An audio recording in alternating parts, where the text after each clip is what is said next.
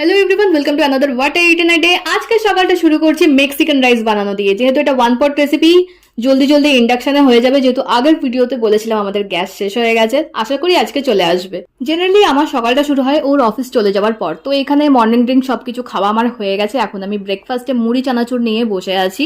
তারপর দুপুর ওই 12টা সাড়ে 12টা নাগাদ একটু খিদে পাচ্ছিল, তো ভাবলাম দই খাওয়া যাক। আর আজকে চিনি দিয়ে দই খাচ্ছি, অনেকদিন পর চিনি খাচ্ছি। দুপুরের লাঞ্চে আজকে ছিল ব্রেডটা বাটার দিয়ে টোস্ট করে নিয়েছিলাম। আর ডিমটা দেখাচ্ছি এই কারণে, একটা ডিমের ভেতর থেকে দুটো কুসুম বেরিয়েছিল, তো ভাবলাম ক্যাপচার করে রাখি। এই হচ্ছে আজকে আমার লাঞ্চ। খেতে খেতে দেখি বাইরে হঠাৎ মেঘ কালো করে একদম ঝমঝম বৃষ্টি শুরু হয়ে গেছে।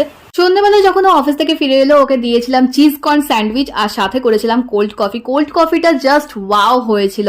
আর আমার কাছে এরকম একটা বটল ছিল, তো আমি ভাবলাম এটাতেই সার্ভ করা যাক। দাঁড়াও তোমাদের ফ্রপটা দেখাচ্ছি, জাস্ট দেখো ফ্রপটা, উফ পুরো দোকানের মতো।